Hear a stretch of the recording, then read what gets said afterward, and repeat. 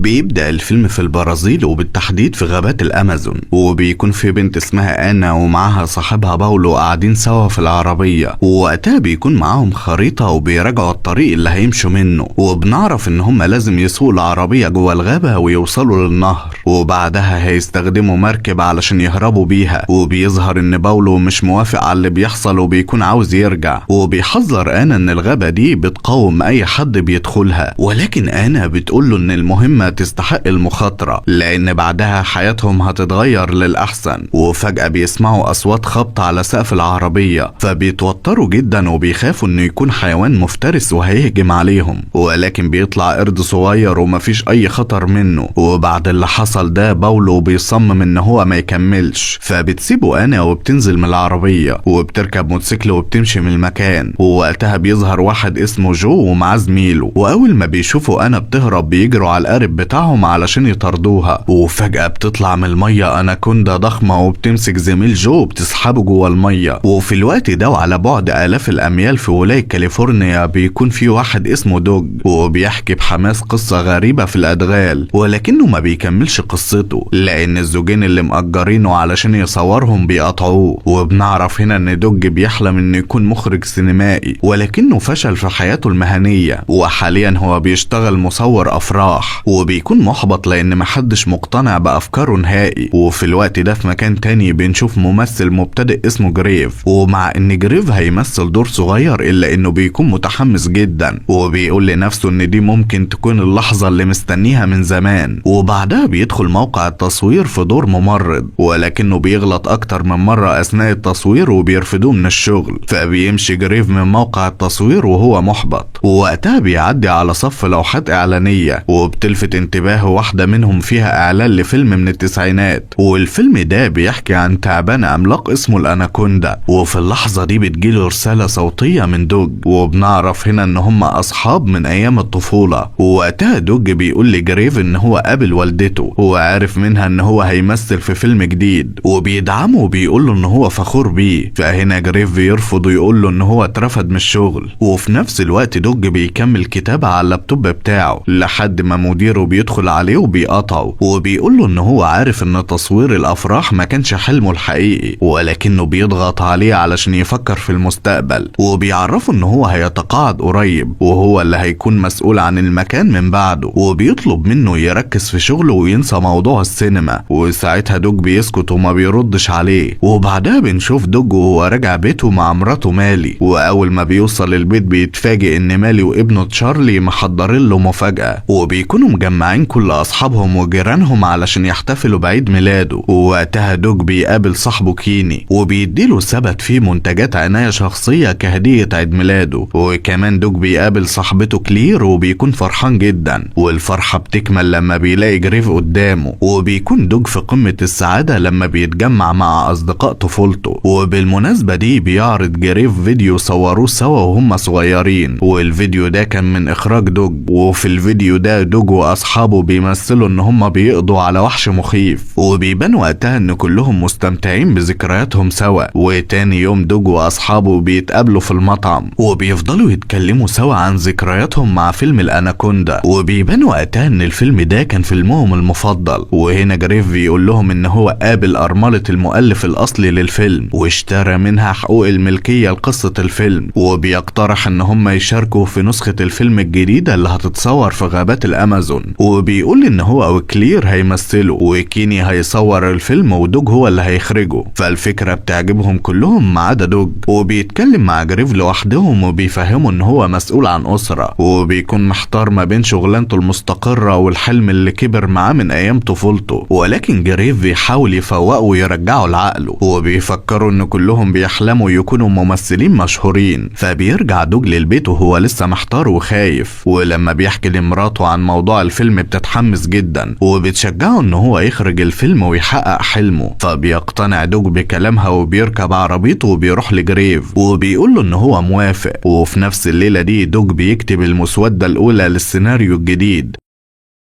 وتاني يوم بيقابل أصحابه وبيقول لهم إن هم هيحتاجوا حوالي 2 مليون دولار علشان يخلصوا الفيلم، والميزانية دي بتشمل رحلة 3 أسابيع للبرازيل وإيجار المركب وإيجار معدات التصوير، وبيعرفهم إن هم هيأجروا تعبان حقيقي علشان التصوير يكون واقعي. فبيروحوا بسرعة للبنك علشان ياخدوا قرض وينتجوا بيه الفيلم، ولكن البنك بيسمح لهم بس بقرض صغير. وبعدها دوج بيعيد حساباته وبينزل بالميزانية ل43,000 دولار وبس. ولما أصحابه بيراجعوا السيناريو النهائي بيعجبهم. وفي اليوم اللي بعده دوج بيستعد علشان يسافر مع أصحابه للبرازيل، ووقتها ابنه بيديله تمثال صغير زي جايزة الأوسكار، وبيتمنى له إن الفيلم ينجح ويفوز بالجايزة دي فعلا. وبعدها دوج وأصحابه بيسافروا البرازيل، وأول ما بيوصلوا دوج بيقول إنه كان بيقرأ طول الرحلة عن الأناكوندا، وبيشرح إزاي التعابين دي بتصطاد الفريسة في هدوء تام، وبتفضل واقفة وما بتتحركش لحد ما فريستها تقرب، وبعدها بتهجم بسرعة وبتلف حواليها وبتعصرها لحد ما بتموت من غير ما تديها فرصة تهرب. وفي اللحظة دي بيظهر كارلوس تاجر التعابين اللي اتفقوا معاه، وبيحكي قصة مرعبة عن ست راحت ضحية تعابين الأناكوندا، وبيقول لهم إن الست دي تبقى جدته. وبعدها كارلوس بيبدأ يحكي قصة التعبان اللي هيأجره لهم، وبيقول لهم إن هو أنقذ التعبان ده من نهر ملوث بمادة سامة، وده بسبب أعمال التعدين الغير قانونية اللي كانت بتحصل في الغابة. وبيعرفهم إن دي مشكلة كبيرة ومستمرة في المنطقة، لأن في ناس كتير بيحفروا في الغابة وبيدوروا على الذهب، وده بيأذي عدد كبير من تعابين الأناكوندا. وبيأكد لهم إن التعبان اللي معاهم مسالم ومش بيأذي البشر، ومع ذلك برضه بيحذرهم وبيقول لهم إنهم لازم ياخدوا بالهم أثناء رحلتهم جوه الغابة، لأنهم ممكن يقابلوا أنواع مختلفة من الأناكوندا البرية اللي بتعيش هناك. وبيقول لهم إن أحجامها ضخمة وممكن تخلص عليهم في ثواني. وفي نفس الوقت ده أنا بتستخبى جوه مطعم قريب من المينا، لأن جو بيدور عليها، وساعتها بتشوف جنبها راجل سكران وفقد الوعي، فبتسرق مفاتيح المركب بتاعه علشان تهرب بيها. وأول ما بتوصل للمركب بتكتشف إن هي نفس المركب اللي هيستخدمها دوج وأصحابه، فبتكذب عليهم وبتقول لهم إن هي بنت صاحب المركب، وبتعرفهم إن أبوها تعب فجأة ومش هيقدر يطلع معاهم الرحلة، وبتقول لهم إن هي لازم تاخد المركب فورا. فبيتوتر دوج وبيحاول يقنعها إن هي اللي تطلع معاهم، وبيفهمها إن هما بيصوروا نسخة جديدة من فيلم الأناكوندا وما فيش قدامهم حلول تانية لأن كل المراكب محجوزة. وفي اللحظة دي أنا بتلاحظ إن جو بيدور عليها، فبتوافق على كلام دوج وبتدخل جوه المركب وبتشغلها وبتتحرك بيها في النهر بسرعة. وفي الوقت ده جو بيروح لفرد الأمن المسؤول عن المينا وبيطلب منه كشف كل المراكب اللي خرجت من المنطقة في الكام ساعة اللي فاتوا، وبيظهر إن هو مصمم يلاقي أنا بأي تمن. وفي الليلة دي دوج وأصحابه بيتعشوا سوا على المركب وبيكونوا متحمسين علشان يصوروا الفيلم. وتاني يوم بيبدأ جريف وكلير يمثلوا أول مشهد في الفيلم، وبنعرف إن كلير بتقوم بدور عالمة أحياء وبتأجر صياد تعابين علشان تنتقم من الأناكوندا اللي قضت على عائلتها كلها، واللي بيقوم بدور الصياد ده هو جريف. وبمساعدة كارلوس بيقدر كيني يصور الأناكوندا وهي بتراقب فرستها في هدوء تام. ومع استمرار التصوير بتبدأ شرارة حب قديمة تظهر تاني ما بين جريف وكلير، وبنعرف إن هما كانوا بيحبوا بعض زمان ولكنهم افترقوا عن بعض بسبب طبيعة شغلهم. ولما بيجي وقت العشاء الفريق بيبدأ يتناقش في مشاهد الأكشن اللي لسه هيصوروها، وبعدها كلهم بيروحوا على أوضهم علشان يناموا. ولكن التعبان اللي معاهم بيتسحب بهدوء جوه المركب لحد ما بيدخل أوضة جريف وبيقف قدامه. ووقتها جريف بيصحى من النوم وبيصرخ من شدة الخوف أول ما بيشوف التعبان قدامه، فبيصحوا كل اللي في المركب على صوت جريف وبيلوموا على كارلوس لأنه مش واخد باله من التعبان. فبيطمنهم كارلوس وبيقول لهم إن التعبان مش هيخرج تاني من الصندوق. وفي اليوم اللي بعده كلهم بيجهزوا لتصوير أخطر مشاهد الفيلم، ووقتها كارلوس بيمسك التعبان وبيقرب من جريف. وفي الأول جريف بيكون متردد يصور المشهد، فهنا دوج بيفكروا إن دي لحظة مهمة جدا في القصة، فبيقتنع جريف بكلامه وبيرجع يكمل تصوير. ولكن أول ما التعبان بيفتح بقه جريف بيترعب وبيرميه في النهر، وبينزل التعبان على محرك المركب وبيتقطع حتت. فبيتصدم كارلوس وبيحزن بسبب موت التعبان. وبالليل كارلوس بيعمل جنازة للتعبان اللي مات، وفي نفس الوقت ده بيكون في واحد من رجالة جو قدر يوصل لمكانهم وبيراقبهم، ولكن قبل ما يلحق يبلغ عنهم بتخرج بتخرج اناكوندا ضخمة من النهر وبتبلعه. وفي الوقت ده على المركب جريف بيروح يقعد مع كارلوس وبيعزيه في موت التعبان وبيعتذر له علشان هو السبب في موته. ووقتها بيقبل كارلوس اعتذاره، فبيحكي له جريف ان هو كان بيتمنى ان الفيلم الجديد ينجح، وده لان هو تعب من الفشل في حياته. فهنا كارلوس بيتأثر بكلام جريف وبيقرر ان هو يروح الغابة علشان يصطاد تعبان تاني ويساعد جريف وزمايله علشان يكملوا الفيلم. فبيفرح جريف بالخبر ده وبيقرر يروح مع كارلوس للغابة، وهناك بيدخلوا جوا بركة مية وبيفضلوا ماشيين جواها. ولكن جريف بيخاف من المنظر اللي حواليه وبيطلب من كارلوس انهم يرجعوا للمركب، ولكن كارلوس بيتجاهل كلامه وبيكمل في طريقه. فبيقرر جريف ان هو يسيب كارلوس ويمشي، وبيفضل كارلوس يدور على تعبان يصطاده. وفجأة بتظهر الاناكوندا وبتلف نفسها حوالين جسمه وبتسحبه تحت المية. ولما بيرجع جريف للمركب بيبلغ دوج ان كارلوس تاه في الغابة، فبيطمنه دوج وبيقول له ان كارلوس من سكان المنطقة وعارف الغابة كويس واكيد هيعرف يرجع. ولكن بيفوت اكتر من ساعة وكارلوس ما بيرجعش، فبيقرر دوج واللي معاه ان هم يروحوا يدوروا عليه وبياخدوا انا معاهم. ولما بيوصلوا للغابة بيلاقوا عربية مهجورة، فبيركبوها علشان يدوروا على كارلوس بشكل اسرع. وفجأة الاناكوندا بترمي جثة كارلوس على العربية، وبعدها بتظهر قدامهم بحجمها الضخم وشكلها المرعب، وبعدها بتختفي جوه الغابة. فبيترعبوا كلهم وبيحاولوا يهربوا بالعربية، ولكن بطارية العربية بتكون عطلانة. فبيضطر دوج ينزل من العربية علشان يصلحها، وبيفتح غطا العربية بهدوء علشان ما يعملش صوت والاناكوندا تسمع. وبينجح فعلا وبيوصل اسلاك البطارية، ولكن الاناكوندا بتظهر فجأة وبتهجم عليه، ولحسن الحظ بيقدر يهرب منها وبيركب العربية بسرعة. وبيسوق جريف العربية بأقصى سرعة علشان يهربوا. وهنا رجالة جو بيشوفوهم وبيطاردوهم بالموتوسيكلات، فبيقترحوا ان هم يقفوا ويطلبوا منهم المساعدة. ولكن انا بترفض وبتقول لهم ان دول عصابة بينقبوا عن الذهب وممكن يموتوهم. وبعدها بتلاقي بندقية قنص جوه العربية، فبتستخدمها وبتخلص على رجالة جو كلهم. واول ما بيوصلوا للمركب بيلاقوا جو وبيرفع عليهم السلاح وبيسألهم عن انا، فبيبصوا وراهم وبيستغربوا ان هي اختفت. وفجأة بتظهر انا من ورا جو بتضربه بقوة وبيغمى عليه. واول ما بيطلعوا المركب بيتحركوا بيها بسرعة، ووقتها انا بتقول لهم ان هي تقدر تخرجهم من الغابة، وكمان تقدر توصلهم لأقرب مطار علشان يرجعوا بلدهم. ولكنهم هيمشوا بالمركب لمدة 23 ساعة متواصلة لحد ما يوصلوا للمطار. وبيبان ان جريف مش موافق وعاوز يكمل الفيلم، لكن دوج بيلفت نظره ان الاناكوندا ممكن تخلص عليهم كلهم. ولما كلهم بيدخلوا اوضهم علشان يناموا دوج بيشوف هدية ابنه تشارلي، فبيتحمس وبيقرر ان هو يكمل تصوير. وتاني يوم الصبح بيفاجئ اصحابه بسيناريو جديد هو عمله، وده بعد ما اضاف شخصية انا لقصة الفيلم علشان هو هيتكلم في الفيلم عن العصابة اللي بيستخرجوا الذهب. فالفكرة بتعجب اصحابه وبيبدأوا تصوير الفيلم. ولكن جريف وكلير بيتصدموا لما بيلاقوا دوج مهتم بتصوير مشاهد انا، لدرجة ان هو بيديهم يوم راحة لحد ما يخلص تصوير معاها. وبالليل بيقعد جريف مع كلير وبيحكي لها عن احباطه بسبب فشله في شغله، وبيقول لها ان هو كان نفسه يكون ناجح في حياته زيها. فكلير بتقول له بمنتهى الصراحة ان حياتها الشخصية عبارة عن فوضى كبيرة، وبيظهر وقتها ان هما لسه بيحبوا بعض. وتاني يوم جريف بيواجه دوج باهتمامه الزيادة بانا، واثناء ما هما بيتخانقوا بيشوفوا سفينة انتاج مليانة بنجوم هوليود بتعدي من جنبهم. ولما دوج بيسأل فريق الاعداد بيعرف ان هما بيصوروا نسخة جديدة من فيلم الاناكوندا، فبيتصدموا كلهم وبيسألوا جريف لو هو فعلا اشترى القصة من ارملة المؤلف. فبيعترف لهم جريف ان هو كذب عليهم، وده في محاولة منه علشان يحققوا احلامهم. ولكن دوج بيغضب وبيطرد جريف من المركب، وبعدها بيروح جريف يلم حاجته وبيجهز القارب علشان يمشي. فبتروح وراه كلير وبتحاول تقنعه ما يمشيش، ولكن من غير فايدة. فبتسأله هو هيروح فين بالقارب ده، فبيقول لها ان هو هيروح للسفينة اللي بتصور الفيلم، وده علشان يرجع معاهم على امريكا.